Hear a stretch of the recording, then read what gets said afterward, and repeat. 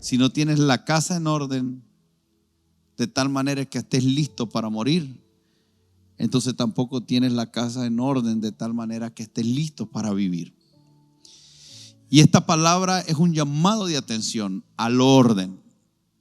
Creo que es una voz profética que el Señor está desatando para que podamos establecer el orden de Dios en nuestra vida. Dice, en aquel tiempo Merodac Baladán, hijo de Baladán, rey de Babilonia, envió mensajeros con cartas y presentes a Ezequías, porque había oído que Ezequías había caído enfermo. Y Ezequías lo oyó y le mostró toda la casa de sus tesoros, plata, oro y especias, ungüentos preciosos y la casa de su arma y todo lo que había en sus tesoros, ninguna cosa que Ezequías les haya reservado y no les haya mostrado. Así que toda la casa, como en todo su dominio, él se lo mostró. Entonces el profeta Isaías vino al rey Ezequías y le dijo: ¿qué dijeron aquellos varones y de dónde vinieron a ti? Ezequías le respondió: de lejanas tierras han venido de Babilonia. Y él le volvió a decir: ¿qué vieron en tu casa? Y Ezequías respondió: vieron todo lo que había en mi casa, nada quedó en mis tesoros que no le mostrase. Entonces Isaías dijo a Ezequías: oye palabra de Jehová. Y aquí quiero traer su atención. He aquí vienen días en que todo lo que está en tu casa y todo lo que tus padres han atesorado hasta hoy será llevado a Babilonia sin quedar nada, dijo Jehová. Babilonia representa el sistema del mundo, esclavitud, cárcel, opresión, dolor, sufrimiento, angustia, escasez, una vida sin propósito. Esta palabra era consecuencia de actos que Ezequías había llevado a cabo de manera imprudente, de manera irresponsable. Y como consecuencia de la imprudencia y de su irresponsabilidad, ahora Dios le está diciendo lo que ha provocado esas acciones. Esas acciones provocarían que sus hijos, que toda su casa, que todo lo que habían atesorado sus padres, entonces está hablando de generaciones. ¿Cuántas generaciones habían venido trabajando, acumulando herencia para que fuera transferida a los hijos de Ezequías? Pero que el Señor le está diciendo: eso que atesoraron tus padres, esos éxitos, esos logros que atesoraron tus padres, serán llevados a Babilonia. Serán llevados cautivos a Babilonia. Los perderá tus generaciones y no quedará absolutamente nada. Y los hijos que saldrán de ti, que habrás engendrado, tomarán y serán eunucos en el palacio del rey de Babilonia. Solo de ponerme a pensar, qué desagradable sería que alguien venga a decirme a mí: Arsenio, por causa de tu imprudencia, por causa de tu irresponsabilidad, por causa de esas acciones que nunca debiste llevar a cabo, hay consecuencias que vendrán sobre tus generaciones. Serán esclavos, serán infértiles, vivirán en escasez, vivirán siendo oprimidos por causa tuya.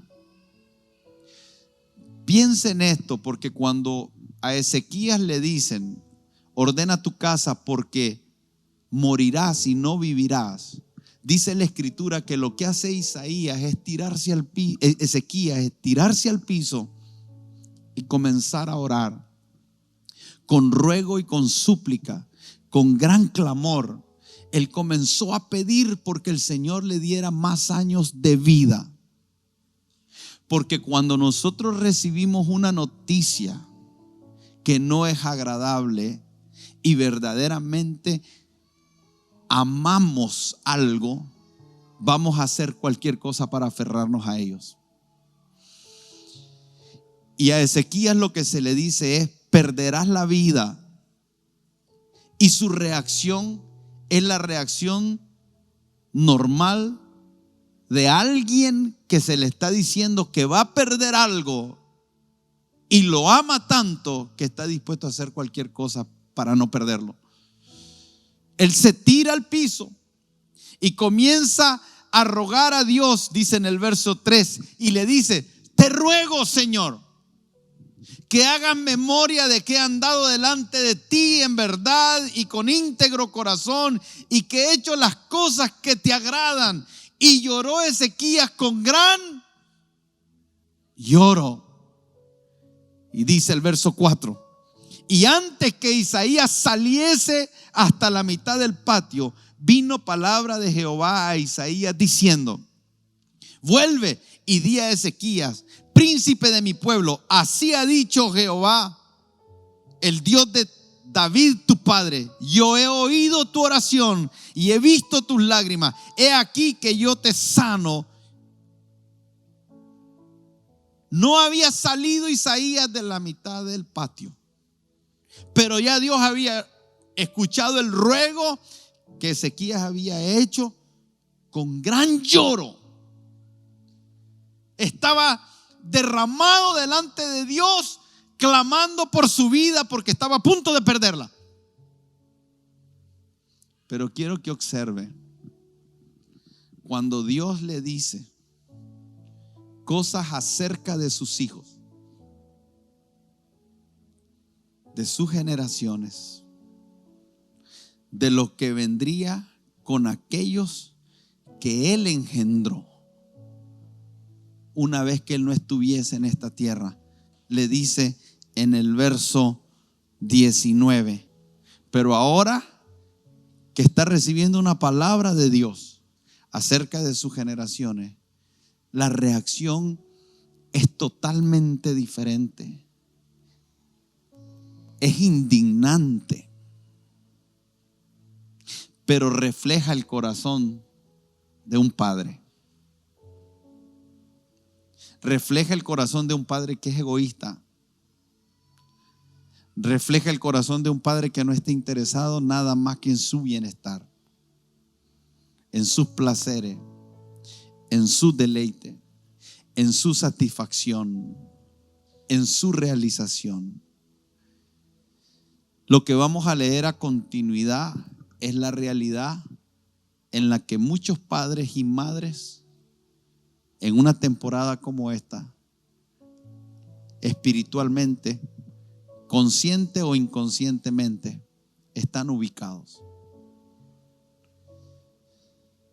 Es una actitud egoísta. Es una actitud con una visión muy corta, donde no podemos ver más allá de nuestros propios intereses y deseos. Y esa actitud pone en riesgo a las generaciones que vienen después de nosotros. Hay una herencia espiritual. Hay una herencia económica. Hay una herencia familiar. Hay una herencia que nosotros, como la generación presente, estamos construyendo para nuestros hijos. Ezequías estaba construyendo una herencia para la generación que venía de esterilidad, de esclavitud, de humillación, una vida en la cual sus generaciones no podrían soñar porque estarían presos y oprimidos por un pueblo, por un sistema que no les permitiría levantar cabeza. Y pasarían generaciones hasta que se levantara una generación que clamara a Dios, que buscara a Dios. Y que cuando esa generación se volviese a Dios por causa de la opresión en la que vivirían, entonces Dios oiría el clamor desde los cielos y tendría misericordia sobre ellos. Pero generaciones enteras se perderían antes de que eso ocurriera. Y para que eso ocurriera, tendrían que pasar por un proceso de quebranto. Y cuando el Señor escuchara su clamor, tendría que levantar a alguien para sacarlos a libertad. Y una vez que los sacara de la libertad, pasar por un proceso de transformación de una mentalidad de esclavo, de una mentalidad de acomodamiento, de una mentalidad cortoplacista, para que pudieran ver más allá. Y esos procesos de Dios pueden llevar años, 70, 80, 100. ¿Cuántas generaciones pudieran estar en juego hoy dependiendo de tu capacidad de recibir esta palabra que Dios está soltando, no yo, que Dios está soltando sobre tu vida? Ordena tu casa. Ordena tu casa, porque si tú no ordenas tu casa, muchos de tus hijos irán cautivos. Ordena tu casa, porque si tú no ordenas tu casa, tus hijos se perderán. Y los hijos de tus hijos. Y los hijos de los hijos de los hijos de tus hijos. Pero cuando oímos que el Señor te quiere guardar, que el Señor te quiere multiplicar, que el Señor quiere bendecir a los hijos de tus hijos, de los hijos, a millares de los hijos de tus hijos, hay demasiado en juego en este momento. Y lo que tú decidas, cómo tú manejes la vida, definirá el futuro de tus generaciones. Muchos de nosotros venimos de generaciones de esclavitud y el Señor por misericordia nos ha llamado y nos ha colocado en una temporada como hoy, pero ni por un instante cometamos el error de creer que de todo se trata de nosotros. Y que el Señor desarrolle una visión generacional en nosotros para que podamos dimensionar correctamente lo que significa poner en orden nuestra casa. Cuando Dios le dice, los van a tomar y los harán eunucos y servirán en el palacio del rey, es sorprendente que en el verso 19 dice, Isaías escuchó a Ezequías decirle lo siguiente. No se dirigió ni siquiera a Dios. La palabra de Jehová que has hablado es. ¿Cómo puede ser bueno que tus hijos irán esclavos? ¿Cómo puede ser bueno que tus hijos serán estériles? ¿Cómo puede ser bueno que serán oprimidos? ¿Cómo puede ser bueno que serán despojados de sus tesoros, de su herencia? ¿Cómo puede ser bueno que sus fuerzas las desgastarán como esclavos llevando a cabo los sueños de otros? ¿Cómo puede ser bueno que los va a agarrar un sistema de este mundo y los va a absorber? ¿Cómo puede ser bueno?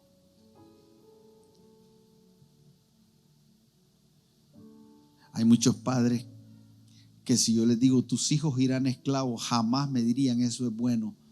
Dirían, no, pastor, no quiero eso. Y yo le pregunto, ¿qué estás dispuesto a hacer? Lo que sea. Porque a veces nuestras palabras son las correctas, pero tenemos una incoherencia impresionante con nuestras acciones. Porque un padre siempre va a hablar todo lo bueno para sus hijos en la mayoría de los casos, y hay sus excepciones, pero tiene que haber coherencia entre lo que digo y lo que hago. ¿Usted quiere saber cuáles son las verdaderas creencias de alguien? no preste tanta atención a lo que dice. Preste atención a lo que hace. Porque lo que hace es lo que define en realidad en lo que cree. Lo que hace es lo que define en realidad lo que cree. Las creencias nucleares son las que determinan tus acciones.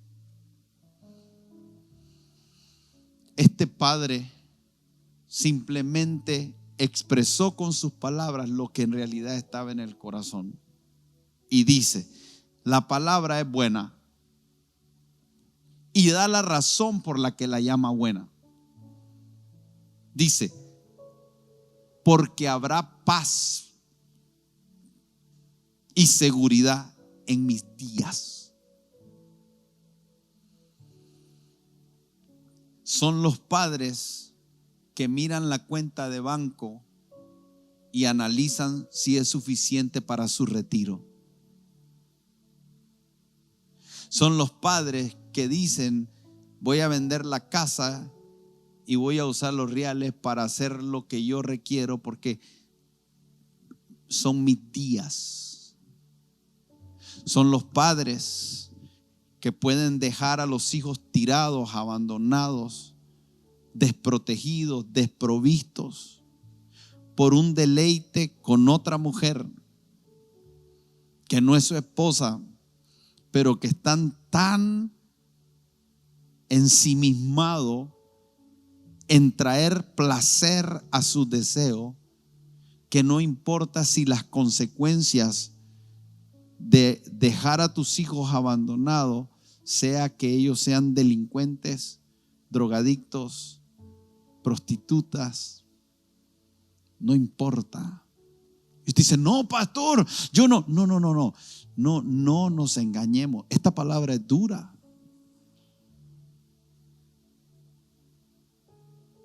Pero es el engaño que opera. Las cárceles, las estadísticas dicen de que cada 10 personas en la cárcel, 7 de ellos vienen de un hogar disfuncional donde el padre no estaba, donde la madre no estaba. Y las razones por las que un padre y una madre no está es porque no está presente en las necesidades de un hijo, es porque las necesidades personales son superiores o son una prioridad para ellos, no la de los hijos. Para mí es muy interesante celebrar el Día del Padre, celebrar el Día de la Madre, pero ¿bajo qué entendimiento lo celebramos? Qué bueno es poder celebrar a los padres porque entendieron lo que es ser padre. Qué bueno es celebrar a la madre porque entendió lo que es ser madre. Porque madre representa sacrificio, padre representa sacrificio. Un verdadero padre es aquel que está listo para dar la vida por sus hijos. Una verdadera madre es aquella que está lista para dar la vida por sus hijos. Y no me malinterprete, no necesariamente físicamente, sino es aquella y aquel que cuando va a tomar decisiones se pregunta, ¿cómo afectará esto a mis generaciones? ¿Sabe cuál es el problema con la humanidad hoy en día? El problema con la humanidad es que en los hogares hay padres que no piensan así. No piensan en la herencia. No ven su fe como una herencia. No ven la obra de fe como una herencia para sus hijos. Cuando la Escritura nos dice que la fe, aunque no se hereda en el sentido que cada quien tiene que tener una relación personal con Cristo, sí hay una transferencia espiritual. Por eso es que Pablo le dice a Timoteo, la fe que tú heredaste de tu abuela y de tu mamá, una fe no fingida, Una fe sin hipocresía, una fe sin doblez, una fe que es íntegra, que no es aparente, que no tiene apariencia de piedad. Esa fe que tu abuela y tu mamá manifestaron cuando no había nadie, fue la fe que tú observaste y se te transfirió genuinidad. El problema con el mundo hoy es que nadie está pensando en la generación que viene. Hablamos de la contaminación en el mundo, es porque hay empresarios hoy que les interesa hacer dinero hoy, pero no les interesa los que vienen después. Estamos consumiendo sin pensar en las generaciones que vienen detrás de nosotros. Se puede pronosticar que nos quedaremos sin agua, pero no importa, mientras haya agua en mi tiempo, no hay problema. Habrá hambre, no importa, mientras haya hambre, haya alimento en mi tiempo, no importa lo que pase. Es un asunto de falta de entendimiento de una generación que requiere ser responsable, que nos toca ser padres y madres para las generaciones que vienen después de nosotros. Y esto baña todos los ambientes, baña la iglesia. Yo soy pastor hoy y hay una generación de pastores que viene detrás de mí. Y la pregunta, ¿qué herencia les estoy dejando? ¿Qué herencia les vamos a dejar como iglesia a aquellos que vienen después de nosotros? No podemos ser irresponsables y decir, nosotros vivimos la época donde había libertad religiosa. Y esa libertad religiosa me permitía a mí predicar el evangelio, construir edificios, poder estar en la televisión, poder estar en la radio, poder hacer campañas, poder llenar estadios, poder hacer conferencias y eventos. Y no pensar en la generación que viene detrás de nosotros, que tendrá que enfrentar la persecución.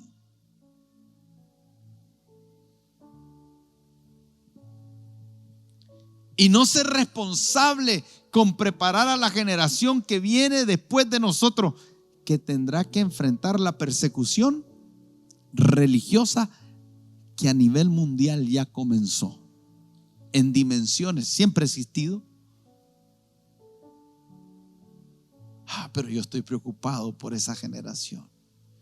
Veo a mi hija de 17 años y por un lado entiendo que Dios no le toma por sorpresa la temporada que ella nació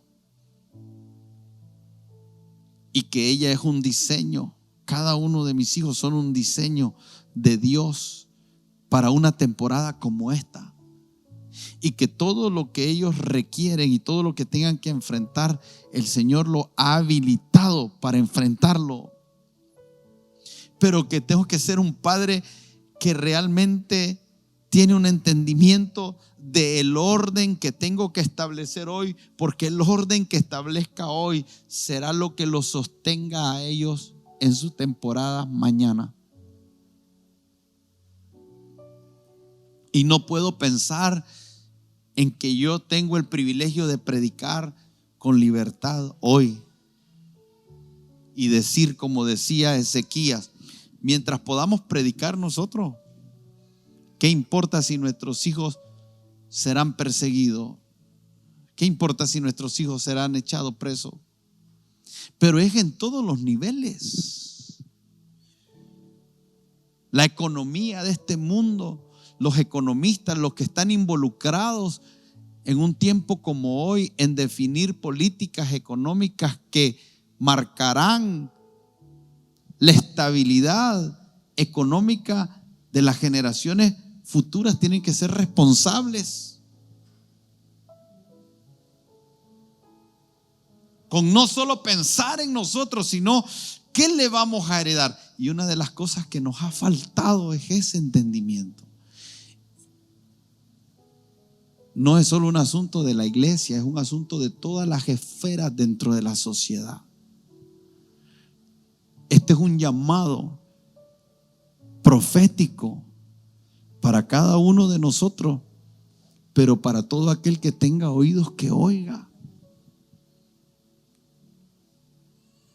No podemos seguir siendo irresponsables con las generaciones que vienen después de nosotros. No podemos seguir siendo egoístas. No podemos continuar viviendo como si no nos importa a los que vienen después de nosotros. Es un llamado a la conciencia. Es un llamado a la conciencia. No seamos tan soberbios que nos impida ver el daño que podamos provocar a los que vienen detrás de nosotros. Alguien tiene que estar dispuesto a morir hoy. Alguien tiene que estar dispuesto a renunciar hoy. Alguien tiene que asumir responsabilidad hoy. Porque somos una generación huérfana que nadie pensó en nosotros. Yo vengo de una casa donde no había orden.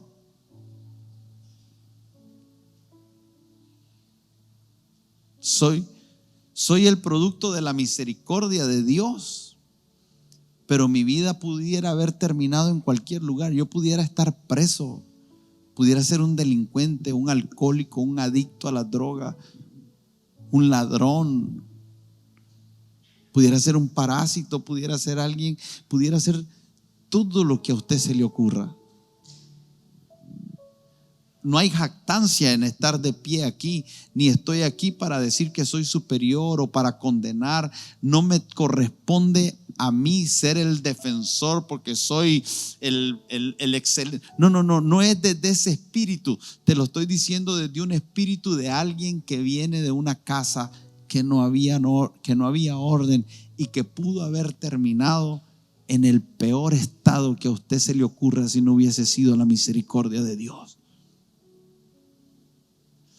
Y Dios ha tenido misericordia contigo y Dios ha tenido misericordia conmigo.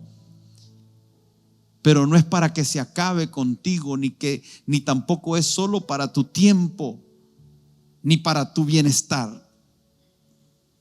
Es para darle continuidad a ese orden.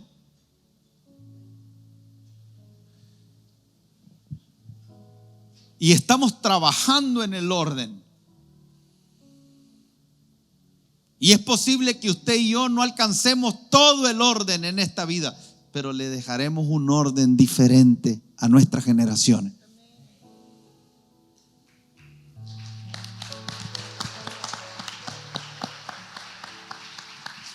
Mi casa no tiene por qué vivir lo que yo viví.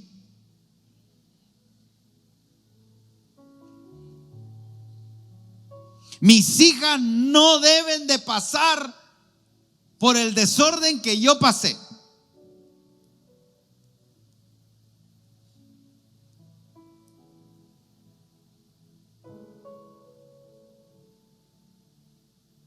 Me rehúso.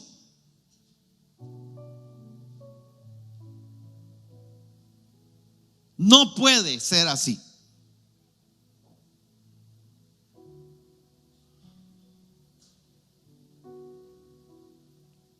Nosotros como cuerpo de Cristo heredamos a una iglesia. Heredamos a una iglesia con un orden y con un desorden.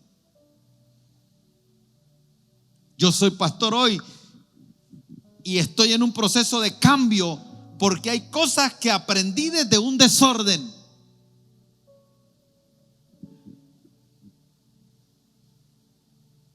No me enseñaron el orden divino en muchos aspectos cuando se trata de dirigir a la iglesia.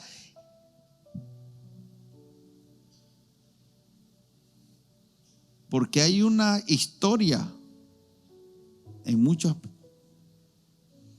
¿Es un crítico usted de la iglesia? No, Te estoy diciendo, por el contrario, a criticar es entender la responsabilidad que tenemos. Porque el Señor viene por una iglesia gloriosa y viene por una iglesia. ¿Sabe lo que dice Primera de Corintios capítulo 14, verso 40? Póngamelo y léalo por favor conmigo. Oiga lo que dice el Señor. Dice el Señor: pero hágase todo decentemente y con...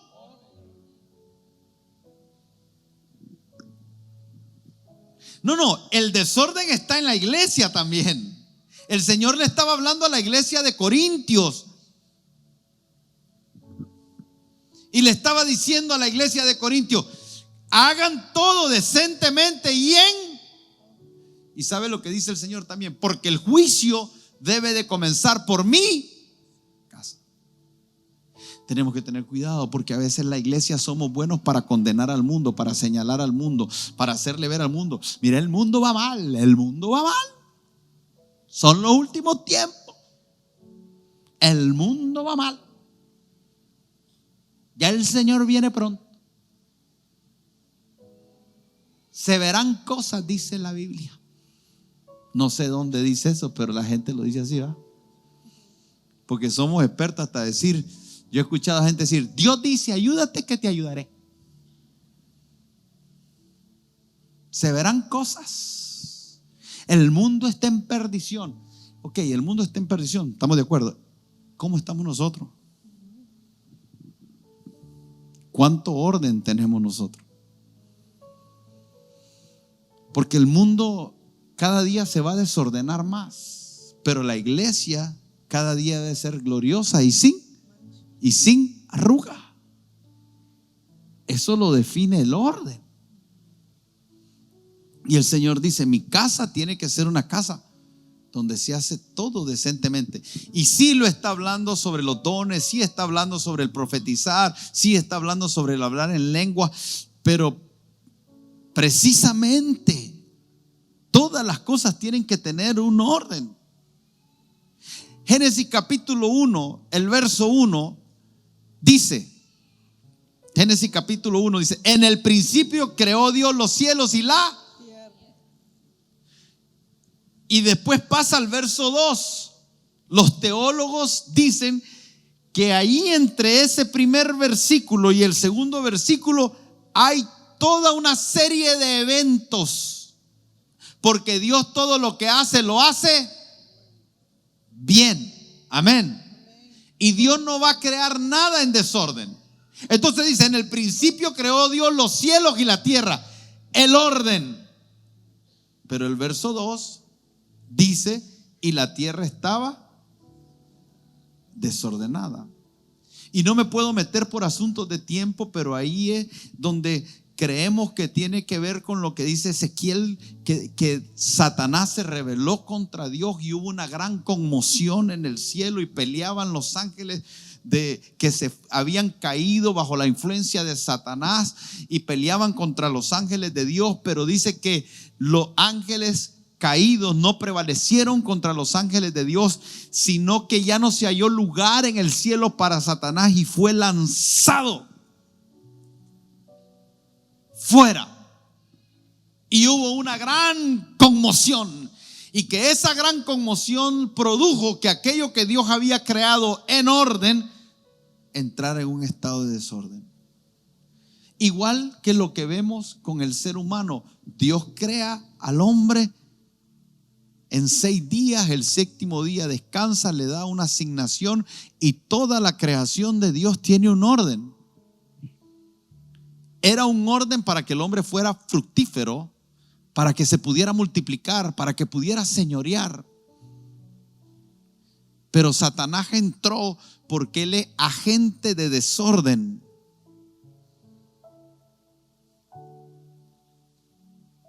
Cuando alguien dice: pastor, tengo mi vida desordenada, tengo mis finanzas desordenadas, lo que está diciendo: Satanás se metió en tu finanza. Pastor, estoy endeudado, hay algo que rompió el orden divino. O tal vez nunca lograste establecerlo. Por eso le decía, yo vengo de un desorden y estoy en un proceso de orden, porque no pretendo haberlo alcanzado todo.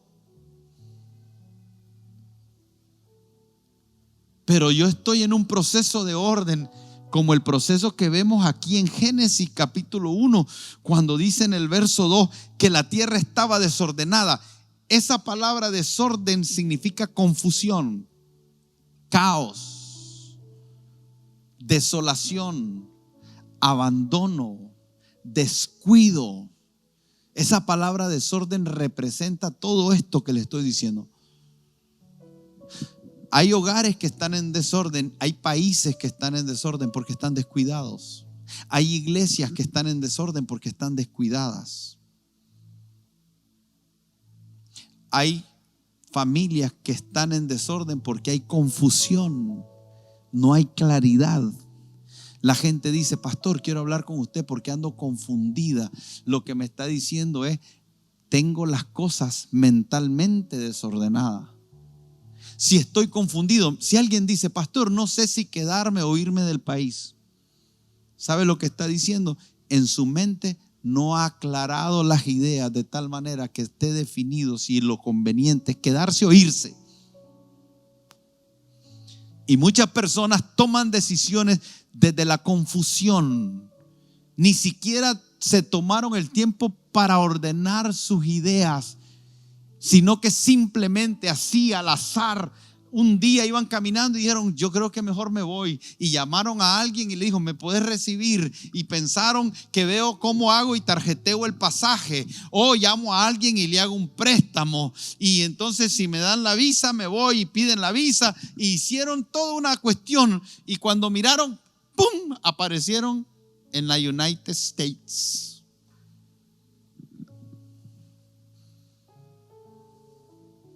Y nunca hubo un orden de pensar y decir, hey, ¿qué representa si yo me voy del país para mi familia? ¿Cuáles son los pros y los contras hacia mi matrimonio? ¿Qué efectos puede haber en mis hijos mi ausencia? ¿Será que valga la pena que la familia se destruya con tal de que yo les envíe dinero para que coman, aunque mañana, cuando ya ellos hagan su vida, sufran hambre por el resto de la vida y solo les dé una solución temporal? Solo estoy tratando de reflexionar en voz alta.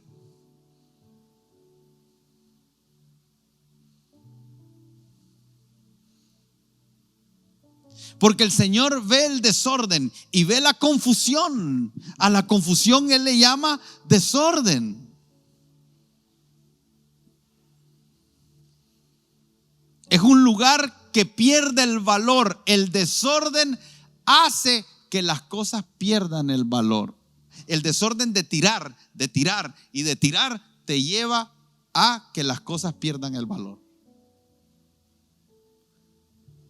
Porque no hay orden. ¿Se acuerdan cuando aquella mujer llega donde el profeta y le dice, nosotros no tenemos nada más que comer porque nos vamos a morir y necesitamos ayuda? Y él le dice, ¿qué tienes en tu casa? Ella le dice, nada. ¿Sabe quién es el que dice nada? El que no tiene un inventario de lo que tiene. Y el inventario es orden. ¿Sabe qué es lo principal en una empresa? ¿Cuáles son tus activos? ¿Cuáles son tus pasivos? Decime cuál es tu pasivo y decime cuál es tu activo. Para tener pasivos y para tener activos necesito tener. Eso me dice a mí cuánto vale, si tiene valor, si no tiene valor, si hay algo que rescatar, si no hay nada que rescatar. Y entonces cuando nosotros miramos nuestra casa y no hay orden, el valor de los hijos se pierde. Porque ahora toma más connotación cosas, porque no entienden los activos que tienes. Entonces hablamos de desorden, estamos hablando de un lugar sin valor, que no se usa bien, que tiene falta de cuidado, se vuelve inefectivo, deficiente, se echa a perder. Si yo no ordeno mi casa y la tengo en un desorden, hermano, escuche, la estoy echando a perder. ¿Sabe qué es el divorcio? El divorcio es el producto de una pareja que no valoró lo que tenía y la echó a perder. ¿Sabe por qué? Porque nos casamos amándonos, pero llegó un punto que el desorden te llevó a que perdiera el valor lo que tenía y lo echaron a perder. ¿Sabe cuáles son las razones primordiales por qué las empresas quiebran? No es porque no haya demanda, sino porque la falta de orden no les llevó a hacer los análisis correctos para ver la competencia, para ver la mejora continua, para ver cómo estamos ofreciendo el producto, para ver si necesitamos hacer ajustes, porque el orden te permite ver.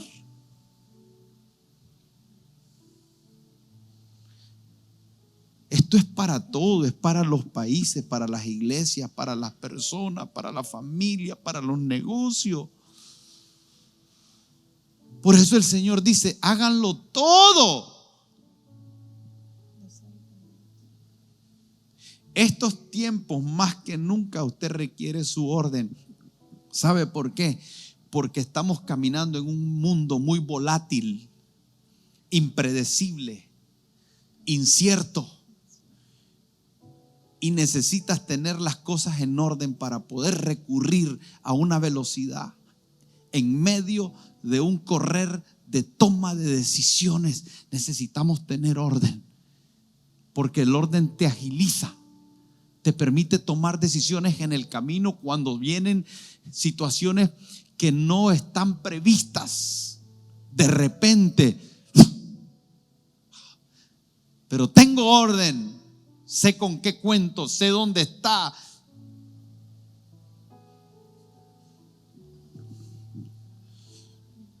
Estaba vacía porque no tenía orden. Lo que me impresiona de esto es que dice: el Espíritu de Dios se movía. ¿Cuántos creen que el Espíritu Santo siempre se está moviendo? Dígame amén. ¿Sabe qué significa mover? Cuando dice esa palabra mover en el original, quiere decir como queriendo engendrar. Cuando nosotros decimos el Espíritu Santo se está moviendo, lo que estamos diciendo en realidad es esto: el Espíritu Santo está queriendo hacer algo. El Espíritu Santo está queriendo dar a luz algo. El Espíritu Santo no se mueve para que se te ponga la piel de gallina, hermano. El Espíritu Santo no se mueve para que tú llores. Y a mí me gusta llorar, y ustedes lo saben que soy un gran llorón. Entonces, en realidad, el mover del Espíritu Santo es para provocar fructicidad en ti. Lo que Él está buscando es que tú te conviertas en un vientre, que Él pueda depositar una semilla y que esa semilla fecunde y quedes embarazado de algo que podamos verte dar a luz. El Espíritu Santo se mueve, y esa palabra en el original es buscando dónde incubar. En otras palabras, el Espíritu Santo anda buscando un vientre fértil, una tierra fértil donde incubar algo. Y quiere saber usted cuál es esa tierra fértil.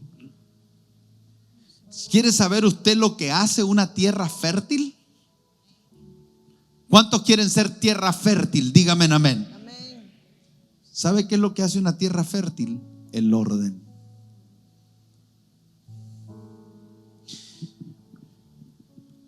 Cuando un agricultor va a sembrar, lo primero que hace es arar la tierra.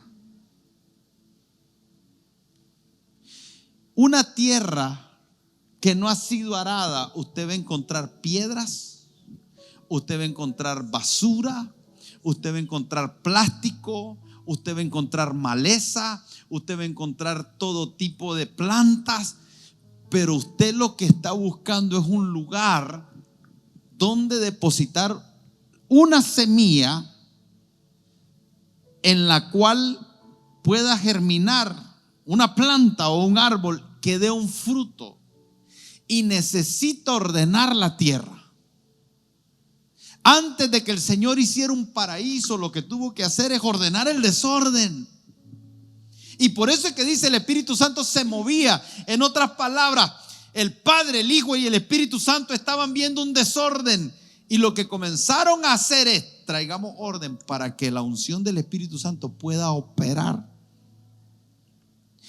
Para que Dios dijera en el capítulo 2 al hombre, para que Dios le dijera al hombre que labrara el huerto, que lo guardara, para que Dios le dijera al hombre: multiplícate, fructifícate, señorea, sojuzga y llena la tierra, primero pasó por un proceso de orden.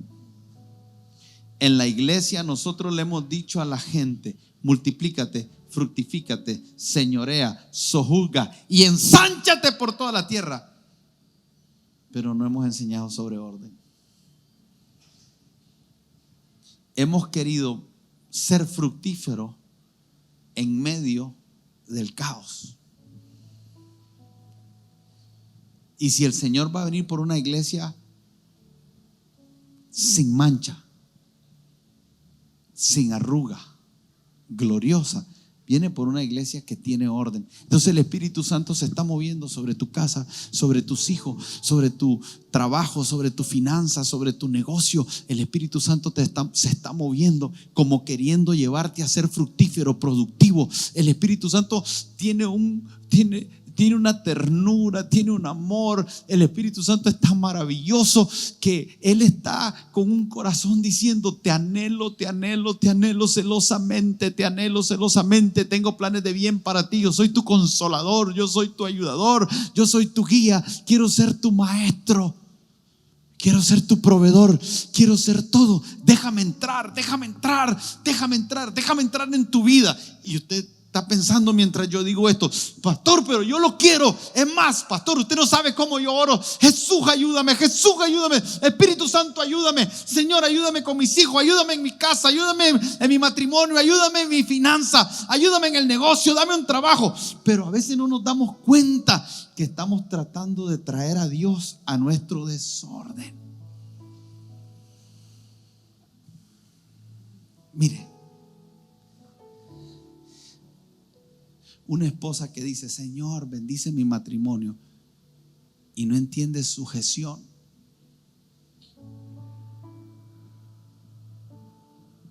No entiende orden. Un marido que dice: ayúdame con mi esposa, pero no entiende que la Escritura dice que es un vaso frágil y que hay que vivir sabiamente con las mujeres. Amén.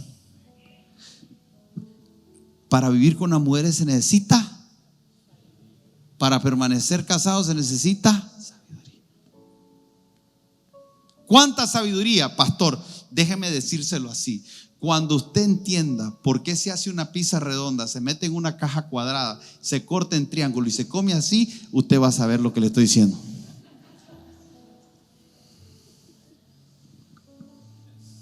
Se la repito por si no la agarró. Cuando usted me pueda responder estas 3 preguntas del dilema de la humanidad: ¿por qué una pizza se hace redonda, se mete en una caja cuadrada y se corta en triángulo? Usted va a entender a las mujeres.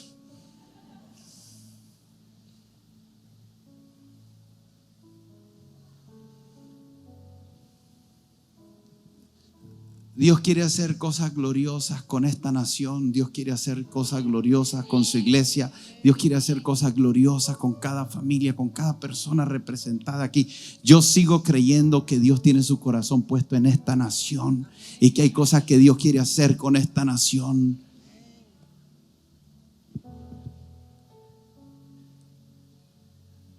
Nicaragua la desamparada.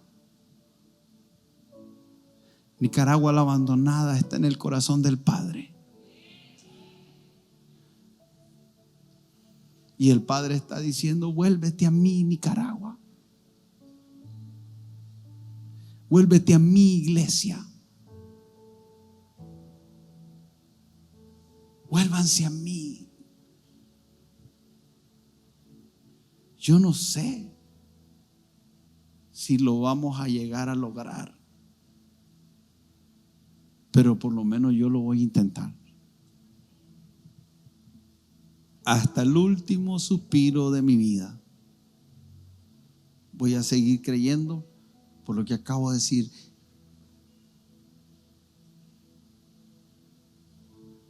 Dios está detrás de naciones.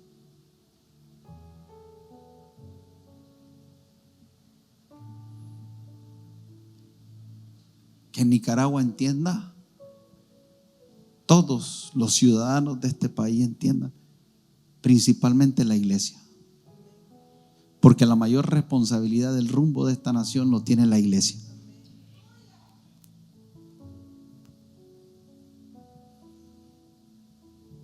¿Qué arrogancia? No, no es arrogancia. La Escritura dice: si se humillare mi pueblo y se apartaren de sus malos caminos, si clamaren, si buscaren mi rostro, si se arrepintieren. ¿Quién? Mi pueblo. La Escritura dice: levantaos, oh puertas, vuestras cabezas, y entrará el Rey de Gloria. ¿Cuándo las puertas tienen cabeza? Porque está hablando de que usted y yo somos puertas eternas que preparan la venida del Señor, la entrada del Señor. Somos puertas espirituales para la bendición de una nación. ¿Qué arrogancia, pastor? No es arrogancia, lo dice la Escritura. No menosprecie lo que usted puede hacer. Usted es una puerta en esta nación de las que el Señor está diciendo: levanta tu cabeza, alzad, oh puertas, vuestras cabezas. Pongan su mirada en las cosas de arriba. Ordenen la casa para que el Espíritu Santo no solamente llegue a los cultos y nos haga tener que los pelos se nos paren y que lloremos y que salgamos diciendo: qué lindo tuvo el culto. Que dejemos de tener una mentalidad de se movió el Espíritu Santo. No, que dejemos que nos impregne, que nos preñe espiritualmente, que nos embaracemos espiritualmente de los sueños que Él tiene con tu casa y con tus generaciones. Que podamos abrir nuestros vientres, escuchar la voz de Dios que está diciendo: ordenen mi casa, ordenen mi casa, ordenen mi casa. Porque por el contrario a que tus generaciones vayan cautivas o sigan viviendo en cautividad, una historia de una nación que estaba en esclavitud, en opresión, en sufrimiento, en dolor, en escasez, puede ser cambiado cuando hay hombres y mujeres que ordenan su casa. No podemos seguirnos quejando de lo que nosotros no tuvimos y de lo que no nos dieron, si no lo hicieron nuestros padres. Dios tenga misericordia de ellos, y tal vez ellos vivieron otra etapa y tal vez ellos son más bien víctimas, pero hoy la responsabilidad es nuestra. Amén. Y este es un llamado a la nación, a los líderes en todas las áreas, a todo el liderazgo, en las empresas, en los negocios, en las calles, en la iglesia. Nicaragua, escucha. Juntos podemos ordenar la casa para que lo que el Espíritu Santo está queriendo hacer pueda hacerlo.